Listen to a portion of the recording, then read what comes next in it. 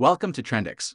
For nearly 3 years, the small circle of friends close to both Prince William and Prince Harry have been despairing over the searing animosity, the sheer and compromising, bloody-minded anger between the two princes. But, in April, the sad news of Prince Philip's death seemed to offer a glimmer of hope. The family gathering for their grandfather's funeral would bring the warring brothers together in an atmosphere of reflection. Might this be the chance for some healing to develop? Wondered a few of their chums. So, without being too obvious about it, the theme of healing became an element in their friendly chats with their royal mates in the days that followed. Their friends' gentle nudges seemed to have had some effect that solemn Saturday afternoon as the two princes walked out of St. George's Chapel to cross the courtyard side by side, subtly brought together by Kate, who then left the pair to the brotherly exchange of words seen on camera. Some inching towards reconciliation seemed in progress.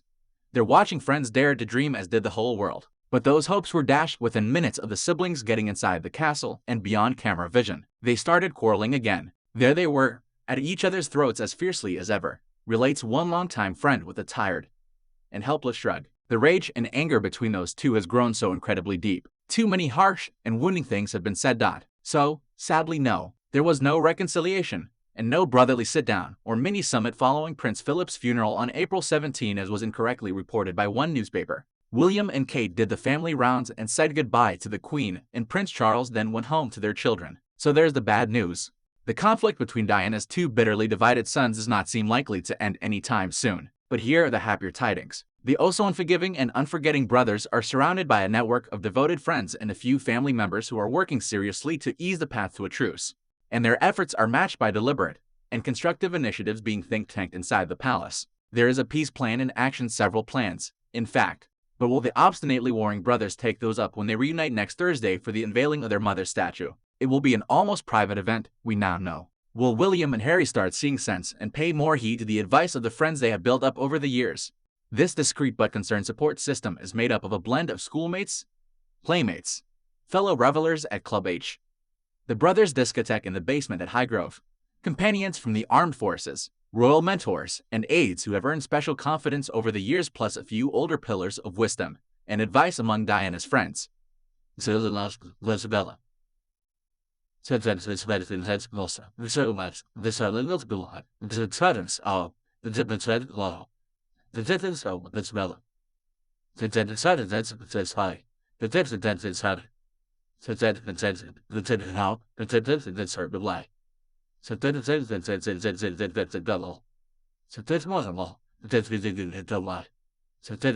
This is the sort of web of trust.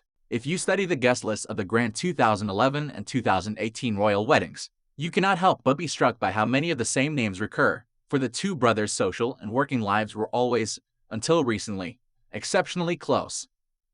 Their friends made up a particularly tightly knit network until the moment of Meghan's arrival, and when the fraternal split followed. For all its depth and bitterness, the circle of friends did not, in fact, take rival sides. So, this offers some grounds for hope. We are not looking here at a raging, modern war of the roses. Obviously, people have gravitated supportively to one brother or the other, and they have listened sympathetically to their particular royal chum. But I have not come across any evidence of friends aggravating the hostilities. Quite the contrary. All the mutual friends I have encountered find themselves seeing both points of view: William's defensiveness of the monarchy as he sees it, and Harry's defensiveness of his wife. Love versus duty. This is what makes it so painful. The friends commiserate with each other over the tragedy they are witnessing, and they frequently discuss how to heal the breach, though with an increasing sense of despair. Sussex supporters have noted the bizarre combination of self-promotion and self-pity that characterizes Meghan, and can see why it has infuriated William. Meghan can be a 500% nightmare. Some close friends of Harry are among the first to admit. The never-ending PR, she's just so American. On the opposite side, friends of William and Kate are willing to concede the jealousy the Cambridges once felt at being overshadowed by the megawatt younger brother and his wife. History will reveal. They agree how their friends William and Kate were guilty of some sharp elbow tactics in seeking to keep Harry and Meghan in their place. And what about William's notoriously short temper? Which of the two brothers was so beside himself with rage in January 2020 that he declined to attend the family lunch arranged by the Queen before the Sandringham summit? Both sets of friends see the case for the other side and seek to urge compromise upon their own particular prince. Homesick Harry has been calling UK pals mournfully in recent weeks, since his public complaints against Prince Charles were so poorly received. Yesterday he landed in London, in time to do his 5-day quarantine before next Thursday, and those friends have been trying to point out to him Since he is running with his stream of hurtful personal complaints. The palace adds its own warning shot across his bows. There is sharing, says one senior source with emphasis. And then there is oversharing. Who was the mother responsible for the parenting of Prince Charles that Harry has condemned? There is no way a palace source would have contradicted Harry's claim that he cleared the name of Lilibet for his newborn daughter with the Queen unless the contradiction had come from the very top. Her Majesty was not amused. To be a royal rebel is one thing, to be a royal reject is quite another. Would Netflix renew the contract of a modern-day Duke and Duchess of Windsor? I'm told that Harry has been telling friends he would like to reconcile and is willing to admit some of the missteps he has made. Then he recalls one particular insult or other he perceives it that his brother or family made against Meghan, and he flares up again, ever Mr. Combustible. William's friends similarly try to point out to him the Cambridge version of the bottom line. The House of Windsor simply cannot afford to go on ostracizing the only mixed-race members of the clan. William has no choice, for example, but to swallow his pride and smile beside Meghan on next year's Platinum Jubilee balcony. According to one of my sources, it's been pointed to him that everyone has a difficult sister-in-law. William's response was to nod his head in sage acceptance. Then suddenly he broke out angrily. But look at the way that bloody woman treated my staff, merciless. Both brothers have a sorry tendency to dwell in the past, feeding off old grievances, with no mother around to knock their heads together, and a father whose priorities are set elsewhere. The main thing Charles wants is for the pair of them to smile on Camilla becoming his full queen consort, instead of princess consort, as officially preordained at present, says one friend. He's fixated about it, something he never stops trying to negotiate with both of them. But they will never say yes to Camilla taking the place that should have been filled by their mother. So that's what the friends say, while Buckingham Palace looks on the impasse with little attempt to disguise its concern. There is a crucial distinction, says a senior source, between the family and the monarchy. And if the interests of the two come into conflict, we know where our duty lies: to protect the institution. Palace courtiers are much maligned. I say that as one who has maligned them much. But the top figures in Buckingham Palace are working flat out to bring an end to the present emergency. And make no mistake, they view it as little less than that. Sir Edward Young, the Queen's private secretary, came to public attention in 2012 as the man who, with the Queen's dresser, Liverpudlian Angela Kelly, helped mastermind Elizabeth Roman II's inspired parachute jump into the Olympic Stadium with Daniel Craig/James Bond to open the London Games. His Olympic attendance says experiments that the league law. This is not yet done. It's a statement said the same no. The perfectly left and satisfies. His dog was said and sadness. That said that so that life was not only nice, that they denied that personally, that person not. Said the same no. So that the net, but the butt will be the public cell. The deacon put up, the statement said, so that the professional. The same the person. Now he is organizing the impressively rapid sequence of palace responses to the damage done by the Sussexes' session with opera. Within a week of the interview, BP had recruited a team of independent investigators from one of London's top law firms to conduct a review of palace human resources issues, those bullying allegations against Meghan. In other words, within a few more days, Young had arranged the appointment of a palace diversity czar and a listen and learn exercise to give more visible effect to the long-standing principles of Elizabeth Roman II's inclusive and colorblind monarchy. We accept more needs to be done, admitted a senior royal source in March. After the opera interview, we can always improve. This is an issue that is taken very seriously across the households. Along with those initiatives, Buckingham Palace has drawn a firm line under Prince Charles's disastrous scheme mooted in his pursuit of a slimmed-down monarchy that the future royal status due to his Sussex grandchildren might be removed.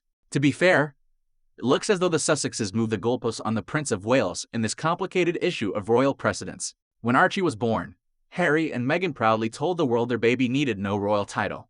Charles responded by saying he would consider altering the rules of the so-called 1917 convention, whereby grandchildren of the sovereign automatically receive HRH status by the time Meghan sat down with opera. However, she and Harry had evidently decided they did want Archie to be a prince, and notoriously linked the prospect of their son losing his HRH to the poisonous question of how brown his skin color might be.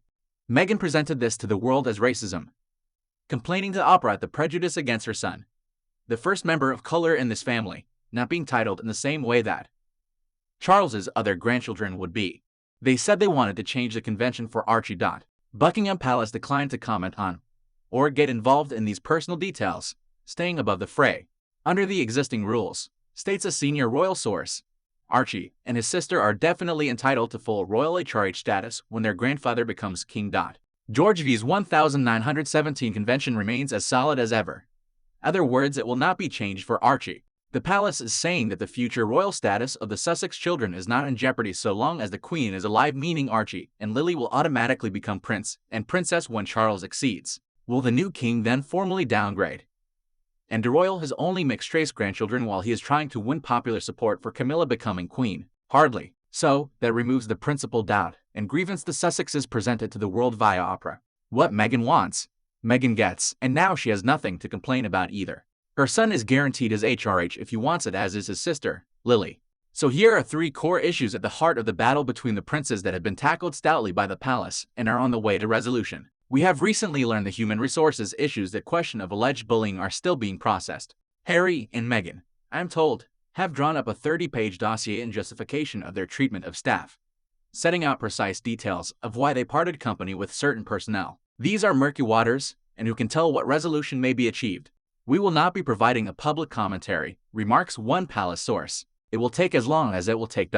But the main point is that the Queen's oft-criticized courtiers are actively seeking to find some positive outcome to the deadlock between her warring grandsons, just as the brothers' friends are looking for ways to get them personally reconciled. So now it's over to William and Harry. Concerned and caring people have been working hard on the important issues. The conditions for peace are surely moving into place. We have been too deferential towards the two brothers for too long, devoting endless column inches and chat show time to arguing through the rights and wrongs on either side. Right at the beginning of my research for the book that became Battle of Brothers, I emailed a close advisor to one of the princes, suggesting that at first glance, it was a waste of time trying to work out the details of the arguments and grievances on either side. Basically, I wrote in my ignorance and, yes, in my arrogance, that the whole kerfuffle surely came down to the headbuttings of two still immature protagonists who were, as they themselves have sometimes implied, the equally damaged products of a failed arranged marriage. Victims of the history, the system, and of themselves. To my surprise, the response came back to me promptly off the record. I agreed. So might we perhaps shift the parameters? How about you two fractious royal highnesses, considering the possibility that both of you are right and both of you are wrong, that the time has come for two overindulged young men to grow up and forget their differences. Get over it for your own sakes and for ours, and become again the brothers you're supposed to be.